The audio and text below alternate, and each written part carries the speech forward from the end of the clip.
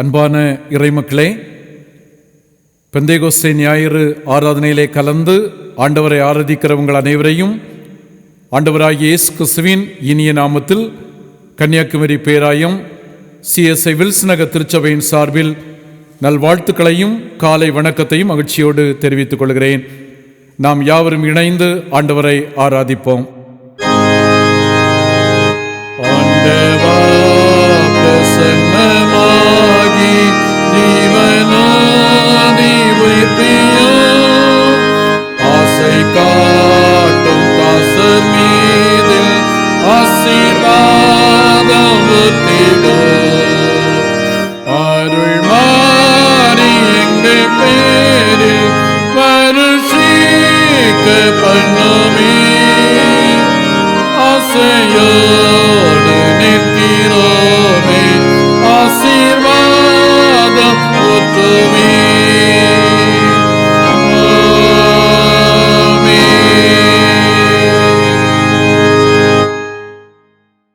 பெந்தேகோஸ்தே என்னும் நாள் வந்தபோது சீடர்கள் எல்லாரும் ஒருமனப்பட்டு ஒரே இடத்தில் கூடியிருந்தார்கள். அவர்கள் அனைவரும் பரிசுத்த ஆவியினாலே நிரப்பப்பட்டார்கள். அப்பம் பிட்குதலிலும் நட்புறவிலும் ஜெபம் பண்ணுதலிலும் உறுதியாய் நிலைத்திருந்தார்கள். அனுதினமும் மகிழ்ச்சியோடு தேவனை துதித்து போற்றி புகழ்ந்தார்கள். ஜெபம் செய்வோம். நன்மையான ஈவுகளையும் பூரணமான வரங்களையும் பகிர்ந்து தருகிற எங்கள் ஜீவனுள்ள நல்ல ஆண்டவரே, இந்த மகிழ்வு நிறைந்த பரிசுத்த ஓய்வு நாளின் காலை வேளைக்காக நன்றியோடு மை ஸ்தோத்திரிக்கிறோம் ஐயா. இந்த மாதத்தின் தொடக்க நாளை கண்டோம். இந்த மாதத்தின் இறுதி நாளுக்குள்ளாக நாங்கள் பிரவேசிக்கவும் இந்த பரிசுத்த ஓய்வு நாளை மனமூட்சி நாளாய் ஆசரித்து ஆண்டவருக்கு நன்றி சொல்லவும் ஆண்டவர் தந்த நல்ல வாய்ப்புக்காக நன்றி தகப்பனே. பெந்தேகோஸ்தே ஞாயிறாக இந்த நாளை நாங்கள் ஆசரித்து மகிழ்கிற போது கர்த்தருடைய ஆசீர்வாதத்தை இந்த ஆராதனை மூலமாக நாங்கள் பெற்றுக்கொள்ள ஆண்டவர் உதவி செய்ய வேண்டும் என்று பிரார்த்தனை செய்கிறோம். தங்கள் இல்லங்களிலே அமர்ந்து இந்த ஆராதனையிலே கலந்து கொள்கிற எல்லா கர்த்தருடைய பிள்ளைகளையும் ஆண்டவர் ஆசீர்வதியும். இயேசு கிறிஸ்துவின் நாமத்தில் மன்றாடுகிறோம் அருள் நிறைந்த எங்கள் நல்ல பிதாவே, ஆமேன். யாவரும் இணைந்து 41வது ஞானப்பாடலை பாடுவோம். ஞானப்பாடல் 41. தூய தூய தூயா திரியேக தேவா.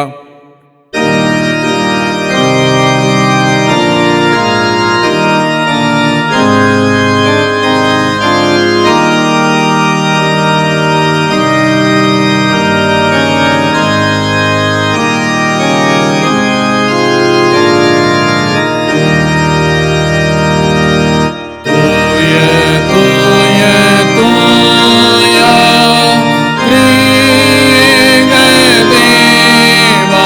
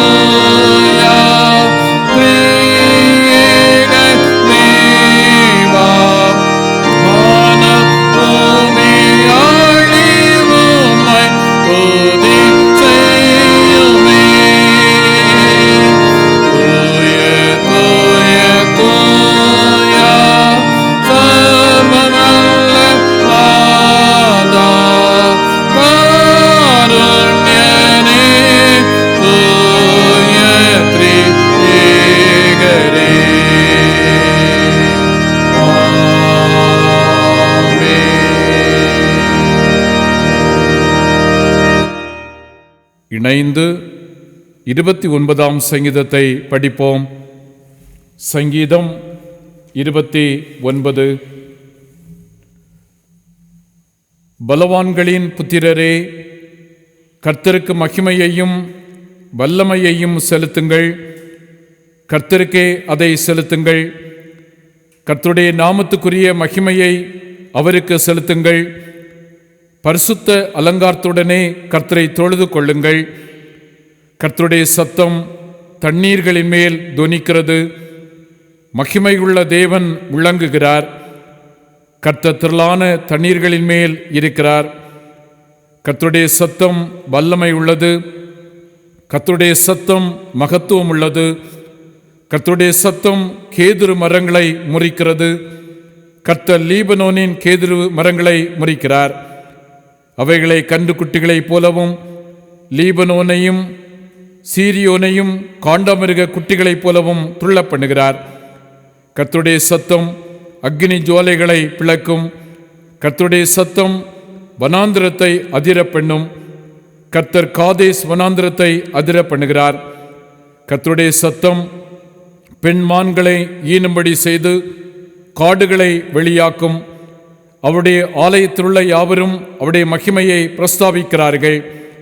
கர்த்தர் ஜலப்பிரவாகத்தின் மேல் உட்கார்ந்திருக்கிறார். கர்த்தர் என்னென்னைக்கும் ராஜாவாக வீற்றிருக்கிறார். கர்த்தர் தமது ஜனத்திற்கு பலன் கொடுப்பார். கர்த்தர் தமது ஜனத்துக்கு சமாதானம் அருளி அவர்களை ஆசீர்வதிப்பார்.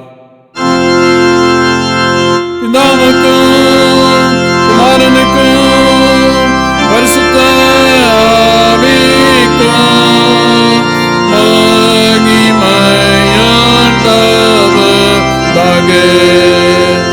ஆதியிலும் இப்பொழுதும் எப்பொழுதுமான சதா காலங்களிலும் மகிமை உண்டாவதாக. ஆமென். அன்பானவர்களே, இன்று பெந்தைகோஸ்தே திருநாள். தூய ஆவியானவர் திருச்சபைக்கு பொழியப்பட்ட பெருநாள். பல மொழி பல நாட்டு மக்களை கிறிஸ்துவின் திருவுடலாக ஒரே உடலாக இணைத்த திருநாள். பயந்து நடுங்கி இதோடு வாழ்வு முடிந்தது என்று துவண்டு போன சீடர்கள் ஆற்றல் பெற்ற பொன்னாள். பெந்தைகோஸ்தே என்னும் நாள் வந்தபோது சீடர்கள் எல்லாரும் ஒருமனப்பட்டு ஓரிடத்திலே வந்திருந்தார்கள். அவர்கள் எல்லாரும் பரிசுத்த ஆவியானவரால் நிரப்பப்பட்டார்கள். அன்பான இறைமக்களே, வாக்களிக்கப்பட்ட ஆவியானவர் வாழ்வு கொடுக்கிறார், வல்லமை தருகிறார், நமக்குள்ளே வாசம் பண்ணுகிறார். இந்த ஆராதனையிலே பங்கு பெறுகிற நம் அனைவர் மத்தியிலும் நம்மோடு உலாவுகிறார். நம் மத்தியிலே அவர் அசைவாடுகிறார். அவரது வல்லமையை நாம் அனைவரும் பெற்றுக்கொள்ளும்படியாக கண்களை மூடி ஜெபம் செய்வோமா? பரிசுத்த ஆவியானவர் நம்முடைய உள்ளத்திலே வாசம் பண்ண முடியாதபடி நம்மில் இருக்கிற பாவ அழுக்குகளை அகற்ற நம்முடைய தவறுகளை அறிக்கையிடுவோம். வாருங்கள். பரிசுத்த ஆவியானவர் பரிசுத்தத்தின் ஆவியானவர் அல்லவா? நம்மை பரிசுத்தப்படுத்தி பரிசுத்த வாழ்வில் நடத்த அக்கறை உள்ளவர். ஜன்ம சுபாவ பாவ வேர்கள் பிடுங்கப்பட்டு அவைகள் எரிக்கப்பட்டு சாம்பலாக்கப்பட வேண்டும். பரிசுத்தத்தின் தளிர் துளிர்க்கின்ற நாளாய் இந்த நாளில் நம்முடைய வாழ்வு அமையட்டுமே. கர்த்தருடைய ஆவி எங்கேயோ அங்கே விடுதலை உண்டு. தடம்புரண்ட வாழ்க்கை, தடுமாறி விழுந்து கிடக்கிறேன் என்று உணர்கிறோமே, ஐயா என்னை தூக்கி நிறுத்தும் என்று ஆண்டவரிடம் முறையிடுவோமா? நம்மை பிரகாசிப்பிக்க செய்கின்ற பரிசுத்த ஆவியனுடைய வல்லமையை தேடுவோம். காரணமில்லாத காயங்களால் காயப்பட்டு கலங்கி நிற்கிறேன் ஐயா, என்னுடைய காயங்களை கட்டி குணப்படுத்தும் என்று சொல்லுவோமா? உலர்ந்த எலும்பாய் உருக்குலைந்து நிற்கிறேன், என்னுடைய ஆவியை உங்களில் வைப்பேன், அப்பொழுது நீங்கள் உயிரடைவீர்கள் என்று சொன்னீரே. நாங்கள் உயிரடைவதற்கு உம்முடைய வல்லமையை தாரும். என்னை உயிர்ப்பியும் ஐயா, உலர்ந்து நிற்கிறேன். தூய ஆவியானவரே, உம்முடைய பிரசன்னத்தை வாஞ்சித்து நிற்கிறோம். உம்முடைய வல்லமையினால் எம்மை நிறைத்து நீர் என்னை ஆளுகை செய்யும் என்று ஆண்டவரிடம் முறையிடுவோமா? மாறும் தூய ஆவியே, உம் பிரசன்னத்தை வாஞ்சிக்கிறோம். உம் வல்லமையா எம்மை நிறைத்து நீராளுகை செய்யும். வாரும் தூய ஆவியே, உம் பிரசன்னத்தை வாஞ்சிக்கிறோம். உம் வல்லமையா எம்மை நிறைத்து நீராளுகை செய்யும். ஜீவ தண்ணி நீரே, தாகம் தீர்க்கும் ஊற்று, ஆலோசனை கர்த்தரே, நீராளுகை செய்யும். ஜீவ தண்ணி நீரே, தாகம் தீர்க்கும் ஊற்று, ஆலோசனை கர்த்தரே, நீராளுகை செய்யும். இணைந்து கேட்போமா? வாரும் தூய ஆவியே, உம் பிரசன்னத்தை வாஞ்சிக்கிறோம். உம் வல்லமையா எம்மை நிறைத்து நீராளுகை செய்யும். ஆண்டவரே, பெந்தேகோஸ்தே பண்டிகை தொழுகைகளை இணைந்திருக்கிற எங்களை நீர் உயிர்ப்பிக்க வேண்டும் நாதா. உடைந்த பாத்திரமாய் நிற்கிறோம், வாழ்வு தேறி உம்முடைய சன்னிதானத்திலே பணிந்து நிற்கிறோம் தகப்பனே. எங்களை கண்திறந்து பாரும் ஐயா, எங்களை கண்திறந்து பாரும். எங்களை ஆண்டவர் ஆசீர்வதியும் கர்த்தாவே. உம்மை ஆலயத்திலே பணிந்து கொள்ள முடியாதபடி ஆலய கதவுகள் எல்லாம் அடைக்கப்பட்டிருக்கிறது ஐயா. நீர்தான் அடைப்புகளை திறப்புகளாய் மாற்ற முடியும். எங்களுடைய ஆலயத்திலே ஆண்டவர் ஆராதித்து மகிழத்தக்கதான ஒரு வாய்ப்பை ஆண்டவர் ஏற்படுத்தி தர வேண்டும் என்று பிரார்த்தனை செய்கிறோம். கொரோனா வைரஸ் மூலமாய் மானுடத்தில் ஏற்பட்டிருக்கிற அசைவுகள் மாற்றப்பட வேண்டும். இயல்பு வாழ்க்கை மீண்டும் திரும்ப வேண்டும் கர்த்தாவே. வாழ்வின் வளர்ச்சிக்குரிய தடைகள் எல்லாம் கர்த்தர் மாற்றி போட்டு இதோ திறந்த வாசலை உனக்காய் வைத்திருக்கிறேன் என்று சொன்னீரே. உள்ளம் புறமும் மேய்ச்சலை காண்பதற்கான சிலாக்கியங்களை ஆண்டவர் எங்களுக்கு கட்டளையிட வேண்டும் என்று பிரார்த்தனை செய்கிறோம். தங்கள் இல்லங்களிலே அமர்ந்து இந்த வீடியோ மூலமாக இந்த தொழுகையிலே கலந்திருக்கிற எல்லாமுடைய பிள்ளைகளையும் ஆண்டவர் ஆசீர்வதியும். எங்களுடைய வாழ்க்கை உலர்ந்து போயிற்று. எங்களுடைய வாழ்க்கை இயலாத நிலையிலே தளர்ந்திருக்கிறது. ஆண்டவரே, எங்களை உயிர்ப்பியும் என்று கேட்கிற ஒவ்வொரு பிள்ளைகளையும் உம்முடைய பலத்தால் இடை கட்ட வேண்டும் என்று பிரார்த்தனை செய்கிறோம். அன்று சீடர்கள் உம்முடைய வல்லமையை பெற்றுக்கொண்ட போது இந்த உலகமெங்கும் புறப்பட்டு சென்றார்கள். சாட்சிகளாய் நின்றார்களே, அதே அனுபவத்தை நாங்கள் அனைவரும் சுதந்திரிக்க ஆண்டவர் உதவி செய்ய வேண்டும் என்று பிரார்த்தனை செய்கிறோம். இந்த கொரோனா வைரஸினுடைய பிடியிலிருந்து மானுடம் மீண்டு வெளியே வர வேண்டும் நாதா. இந்த தொற்று எல்லாம் முற்றிலுமாய் மாற்றப்பட வேண்டும். மக்களுடைய இயல்பு வாழ்க்கை மீண்டும் திரும்ப வேண்டும். பணியில இணைந்திருக்கிற மக்கள் பணிக்கு செல்ல வேண்டும். கல்வியில இணைந்திருக்கிற எங்கள் பிள்ளைகள் கல்வி சாலைக்கு செல்ல வேண்டும். வாழ்வின் வளர்ச்சியிலே இருக்கிற தடைகள் எல்லாம் ஆண்டவர் மாற்றி போட வேண்டும் என்று பிரார்த்தனை செய்கிறோம். தேசத்தின் தலைவர்களை ஆண்டவர் ஆசீர்வதியும் பாதுகாத்துக் கொள்ளும்.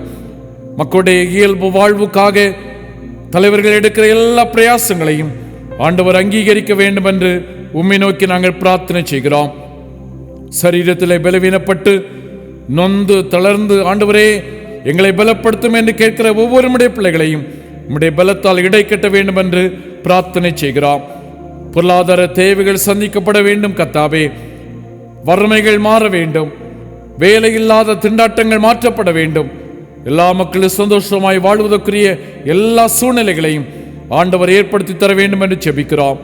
வெளியிடங்களிலே வெளிநாடுகளிலே தங்கி படிக்கின்ற பணியாற்றுகிற எல்லா கர்த்தருடைய பிள்ளைகளையும் ஆண்டவர் பத்திரமாய் பாதுகாத்து நல்ல செய்திகளை எங்கள் மக்கள் மூலமாக நாங்கள் அறிந்து கொள்ள ஆண்டவர் உதவி செய்ய வேண்டும் என்று பிரார்த்தனை செய்கிறோம். இயேசு கிறிஸ்துவின் வழியாய் மன்றாடுகிறோம் அன்பு நிறைந்த எங்கள் நல்ல பிதாவே, ஆமேன். திருமறை பகுதி படிக்க கேட்போம். அப்போஸ்தலர் நடபடிகள் 3ஆம் அதிகாரம் முதல் 10 வசனங்களில் அடங்கியிருக்கிற ஆண்டவருடைய வார்த்தைகள்.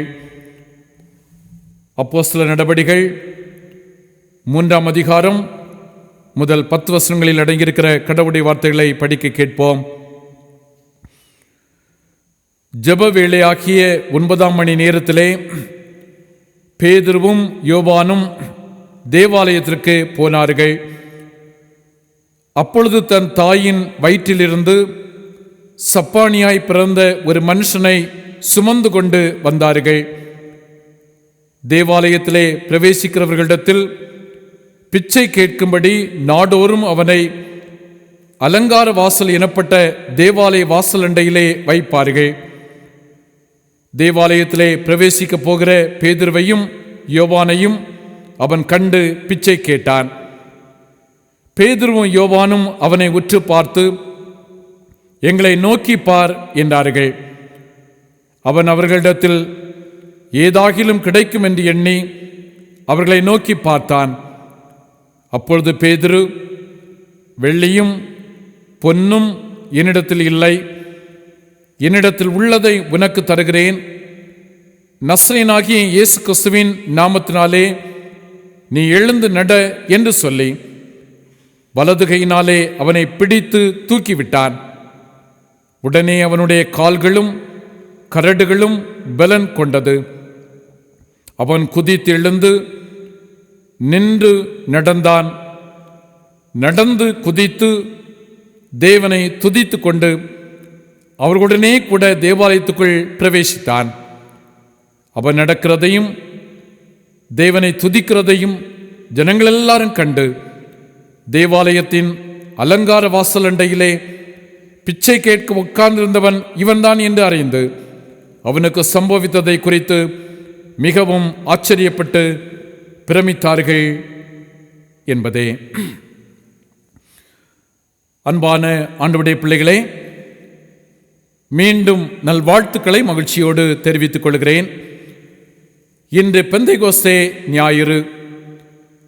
பெந்தைகோஸ்தே என்றாலே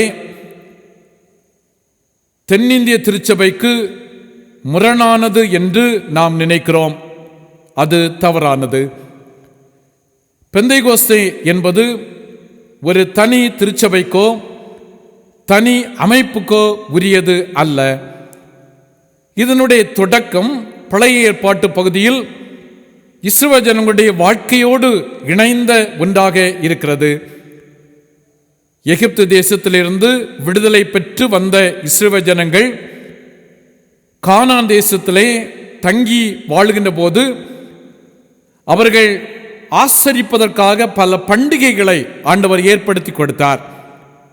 இதிலே சிறப்பாக பஸ்கா பண்டிகை, கூடார பண்டிகை, அறுப்பின் ஸ்தோத்திர பண்டிகை மிக முக்கியமானவைகள். பஸ்கா பண்டிகைக்கு பிறகு 50வது நாள் வேளாண்மை சார்ந்த விழாவாக அல்லது அறுவடை விழாவாக அல்லது புது பலன்களின் விழாவாக இறைமக்கள் கொண்டாடினார்கள். இந்த கொண்டாட்டத்திலே முதல் அரிக்கட்டுகளை காணிக்கையாக்கி ஆண்டவருக்கு நன்றி சொல்லி மகிழ்ந்தார்கள். இது 50வது நாள் விழா, வாரங்களின் விழா என்று அழைக்கப்பட்டது. நாளடைவிலே இது ஆண்டவர் இறைமக்களோடு செய்து கொண்ட உடன்படிக்கையை நினைவு கூறுகின்ற ஒரு விழாவாக மாறியது. பஸ்கா பண்டிகைக்கு பிறகு 50வது நாளிலே கொண்டாடிய இந்த பண்டிகை பெந்தைகோஸ்தே என்று அழைக்கப்பட்டது. ஆண்டவர் இயேசு கிறிஸ்து உயிர்த்தெழுந்த பின் 50வது நாள்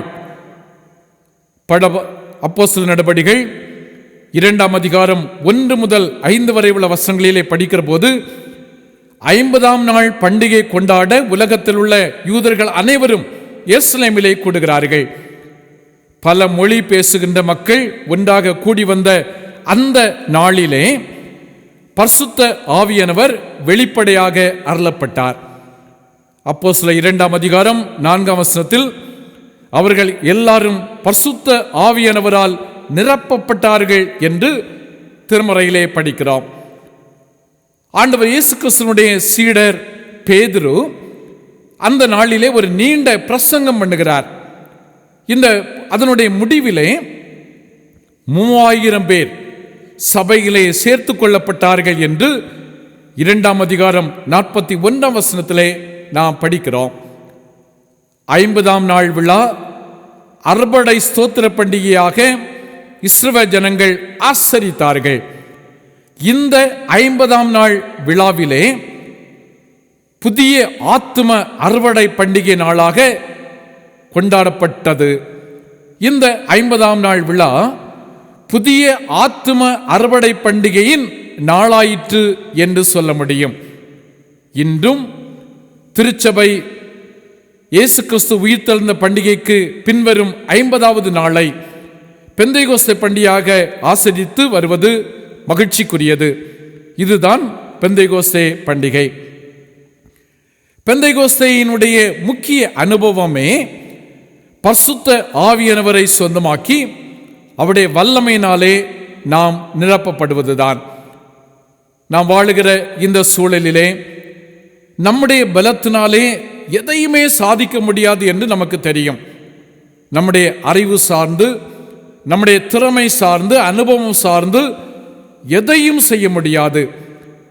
பரிசுத்த ஆவியானவரால் நாம் நிரப்பப்படுகிற போது மட்டுமே ஒரு வெற்றியுள்ள ஒரு வாழ்க்கை வாழ முடியும். ஏசாயா தீர்க்கதரிசியின் புஸ்தகம் 52ஆம் அதிகாரம் 1ஆம் வசனத்தில், எழும்பு எழும்பு சீயோனே, உன்னுடைய வல்லமையை தரித்துக்கொள் என்று ஆண்டவர் இஸ்ரவேல் ஜனங்களுக்கு அழைப்பு கொடுக்கிறார். இந்த அழைப்பு கொடுப்பதற்கு என்ன காரணம்? அவர்கள் அவருடைய வாழ்க்கையிலே அழகை இழந்தார்கள், பொலிவை இழந்தார்கள், பலனை இழந்தார்கள். ஒட்டுமொத்தமாய் வாழ்க்கையே இழந்து நின்ற அந்த சூழலிலே ஆண்டவர் இறை மக்களை பார்த்து சொன்ன வார்த்தை, எழும்பு எழும்பு சீயோனே, உன்னுடைய வல்லமையை தரித்துக்கொள், வல்லமையை தரித்துக்கொள். இந்த பகுதியை பெந்தைகோஸ்தையின் அனுபவத்தினூடாக சிந்திப்பது நமக்கு மிக ஆசுவாதமாக இருக்கும் என்று நான் எண்ணுகிறேன். இந்த நாள் செய்தியினுடைய தலைப்பு வல்லமையை தரித்துக்கொள், ஆற்றலை அணிந்து கொள், வல்லமையை பெற்றுக்கொள். அதாவது பெந்தைகோஸ்தே பண்டிகையின் மூலமாக பரிசுத்த ஆவியினுடைய வல்லமையை நாம் எப்படி பெற்றுக்கொள்வது, நாம் செய்ய வேண்டிய காரியங்கள் என்ன? 3 காரியங்களை நான் உங்களோடு பகிர்ந்து கொள்ள விளைகின்றேன். முதலாவதாக, வல்லமையை தரித்துக் கொள்வதற்காக, பெற்றுக்கொள்வதற்காக கட்டுகளிலிருந்து நாம் அவிழ்க்கப்பட வேண்டும். ஏசாயா தீர்க்கதரிசியின் புஸ்தகம் 52 அதிகாரம் 2 வசனத்திலே நாம் பார்க்கிறோம், கட்டுகளிலிருந்து அவிழ்க்கப்பட வேண்டும். சுதந்திரமாய் செயல்பட்ட எருசலேம் நகரம் இப்பொழுது கட்டப்பட்டிருக்கிறது. எதில் கட்டப்பட்டிருக்கிறது? ஆண்டவருடைய கோபத்துக்கு உட்படுத்தப்பட்ட காரணத்தினால் அந்த தேசத்திலே பாழ்கடிப்பும் சங்காரமும் பஞ்சமும் பட்டயமும் மிகுந்த நிலையில் இந்த காரணிகளினால் இந்த நகரம் கட்டப்பட்டிருக்கிறது. இந்த நகரத்திலே வாழுகிற மக்களும் கட்டப்பட்டிருக்கிறார்கள். இதற்கு ஒரு காரணம் ஒன்று உண்டு. இவர்கள் செய்த அக்கிரமம், இவர்கள் செய்த பாவம். எனவே அக்கிரமத்தின் கட்டுகளிலிருந்து நீங்கள் வெளியே வந்து, பாவ கட்டுகளிலிருந்து வெளியே வந்து வல்லமையை தரித்து கொள்ளுங்கள். அப்பொழுது உங்களுடைய வாழ்க்கையிலே வளர்ச்சியை காண முடியும். உங்களுடைய வாழ்க்கையின் கட்டி வைத்திருக்கிற இந்த பஞ்சம், இந்த பட்டினி, இவைகளிலிருந்து நீங்கள் வெளியே வர முடியும் என்ற ஆண்டவருடைய அழைப்பு இஸ்ரவேல் ஜனங்களுக்கு இந்த பகுதியிலே தரப்பட்டது. அருமையான ஆண்டவருடைய பிள்ளைகளே, இந்த காலை ஆராதனையில் இணைந்திருக்கிற நமக்கும் இதே அழைப்பை தருகிறார். கட்டுகளிலிருந்து வெளியே வாருங்கள் என்ற அழைப்பு தருகிறார். பாடமாய் படித்த அப்போஸ்தலர் நடபடிகள் 3 அதிகாரத்தில் பேதுருவும் யோவானும் தேவாலயத்துக்கு புறப்பட்டு செல்கிறார்கள். தேவாலயத்தின் வாசல் அண்டையிலே நின்று பிறவியிலேயே கால்வுனமற்ற மனிதர் ஒருவர் பிச்சை கேட்கிறார். பேதுரு சொல்லுகிறார், வெள்ளியும் பொன்னும் என்னிடத்தில் இல்லை, என்னிடத்தில் உள்ளதை உனக்கு தருகிறேன் என்று சொல்லி தேவனுடைய வல்லமையினாலே அந்த சகோதரனுக்கு சுகத்தை கொடுக்கிறார்.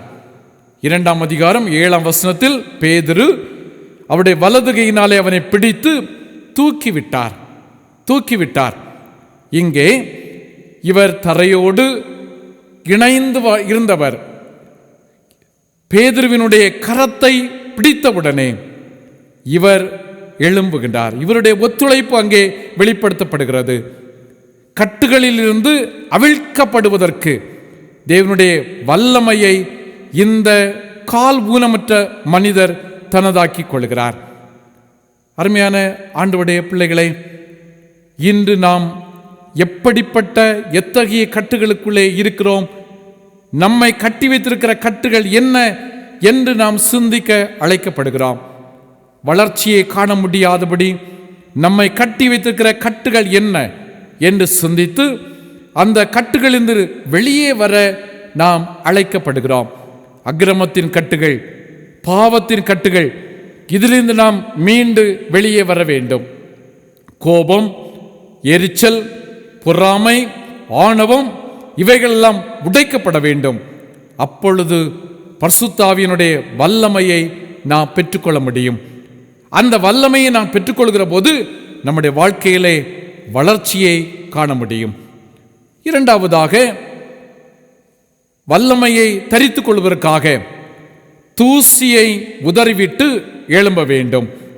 அதே ஏசாயா தீர்க்கதரிசியின் புஸ்தகம் 52 அதிகாரம் 2 வசனத்திலே தூசியை உதறிவிட்டு எழும்ப ஆண்டவர் அழைப்பு தருகிறார். நம்முடைய வீடுகளிலே கால்நடைகளை நாம் மரத்திலே கட்டி வைத்திருப்போம். கட்டி வைக்கப்பட்ட இந்த கால்நடைகள் அந்த மரத்தை சுற்றி சுற்றி வரும். அப்படி வருகிற போது அதனுடைய உடலிலே தூசிகள் படிந்திருக்கும். அதை ஒவ்வொரு நாளும் அந்த கால்நடைகளை வளர்க்கின்றவர்கள் கழுவி சுத்திகரித்து தூய்மைப்படுத்துவார்கள். நாம் எந்த நிலையிலே கட்டப்பட்டிருந்தோம்?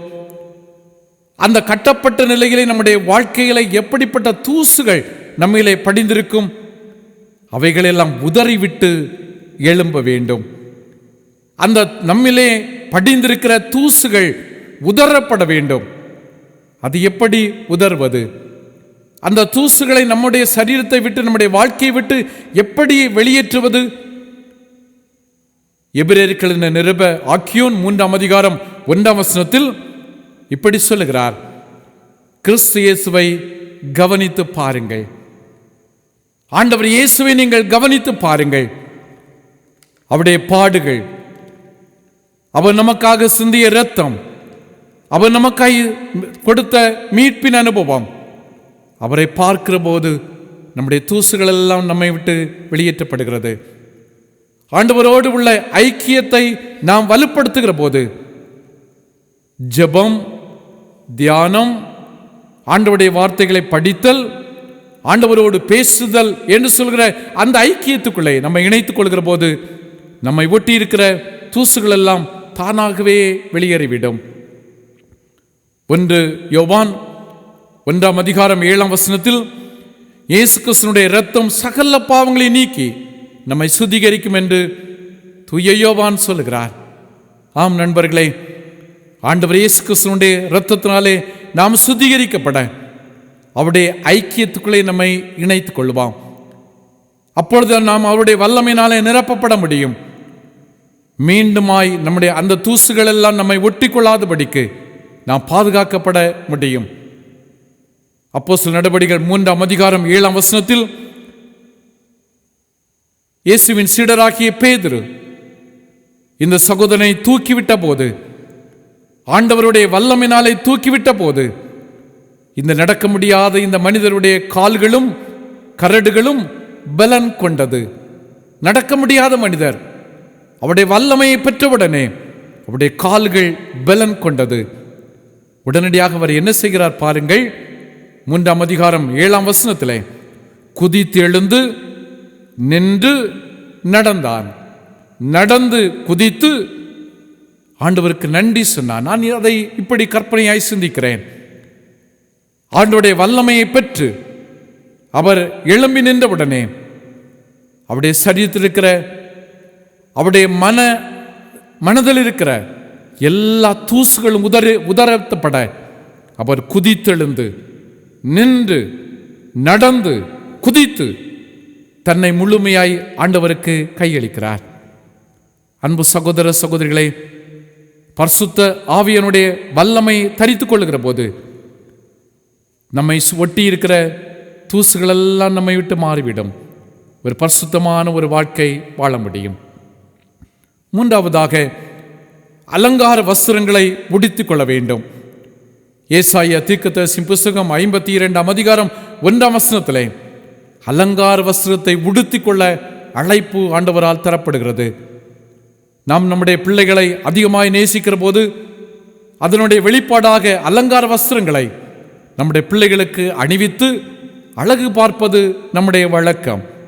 அன்று முற்பதாக்களின் வரிசையில் வருகிற இறைபக்தர் யாக்கோபுவும் இதே காரியத்தை தான் செய்தார். தான் அதிகமாக நேசித்த யோசேப்புக்கு பலவர்ண அங்கியை வாங்கி கொடுத்து மகிழ்ந்த நிகழ்ச்சி ஆதியாகமம் 37ஆம் அதிகாரத்திலே படிக்கிறோம். தூய லூக்காளின் நற்செய்தி நூல் 15ஆம் அதிகாரம் 22ஆம் வசனத்தில் தந்தையினுடைய உறவிலிருந்து தூரமாய் சென்று மனம் திரும்பி மீண்டும் தந்தையின் உறவிலே இணைந்த இணைய மைந்தனுக்கு தந்தை செய்த அன்பு பரிசு என்ன தெரியுமா? உயர்ந்த வஸ்திரத்தை கொண்டு வந்து இவனுக்கு உடுத்தி மகிழ்ந்தார்.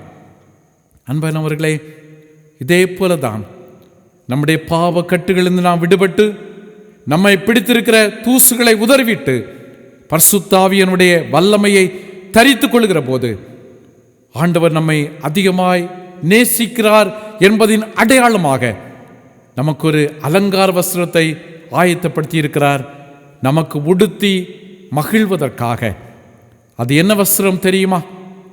ஏசாயா தீர்க்கதரிசி புஸ்தகம் 61 அதிகாரம் 10வது வசனத்திலே, மணவாளன் ஆபரணங்களினால் தன்னை அலங்கரித்துக் கொள்கிறதற்கும் மணவாட்டி நகைகளினாலே தன்னை சிங்காரித்துக் கொள்வதற்கும் ஒப்பாக அவர் இரட்சிப்பின் வஸ்திரங்களை எனக்கு உடுத்தி நீதியின் சால்வையை எனக்கு தரித்தார்.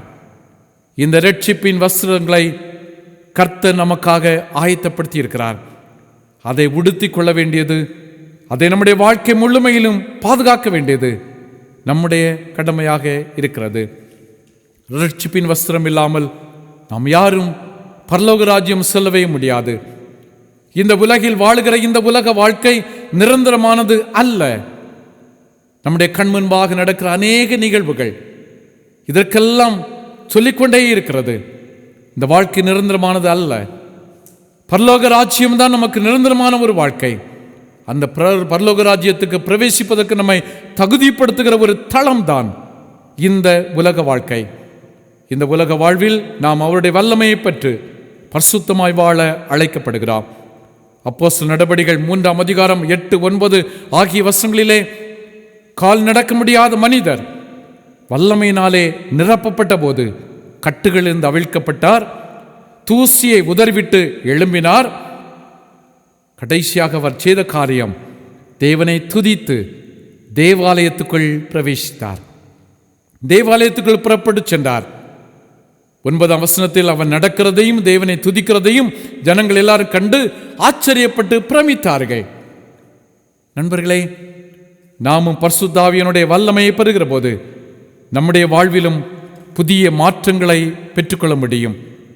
எல்லாவற்றுக்கும் மேலாக ஒரு புது பலன் பெற்று எழுந்து நின்று ஆண்டவரை துதிக்கிற துதி சத்தத்தை நம்முடைய வாழ்விலே வெளிப்படுத்த முடியும். அதனூடாக நம்முடைய வாழ்க்கையில் வளர்ச்சி, ஆண்டவர் சாட்சியாய் வாழ முடியும். அந்த அனுபவத்தை இந்த பெந்தெகோஸ்தே நாளிலே நாம் சொந்தமாக்கி மகள கர்த்தர் நம் அனைவருக்கும் உதவி செய்வாராக. ஆமென். யாவரும் இணைந்து 203வது கீர்த்தனை பாடலை பாடுவோம். கீர்த்தனை பாடல் 203. வாரும் தேற்றரவரே வாரும், என்னை காரும் வினையறுத்தனை காரும்.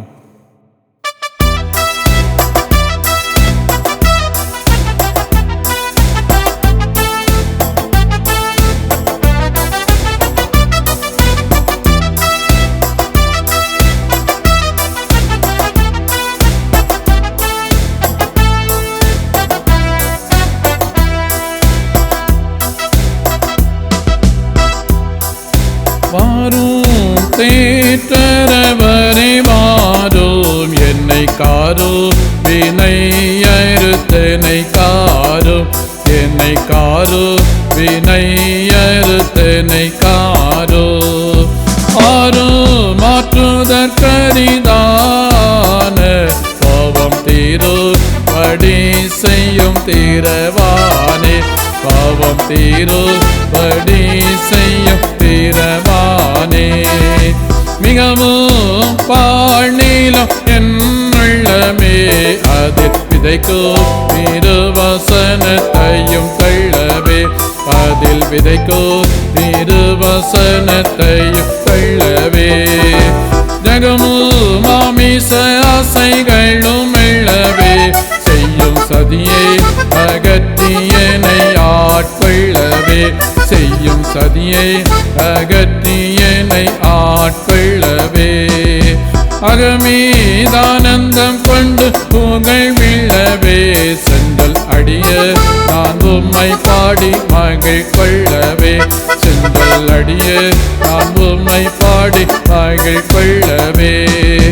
வாரும் தேற்றரவரே வாரும், என்னை காரும் வினையறுத்தனை காரும், காரும் வினையறுத்தனை காரும்.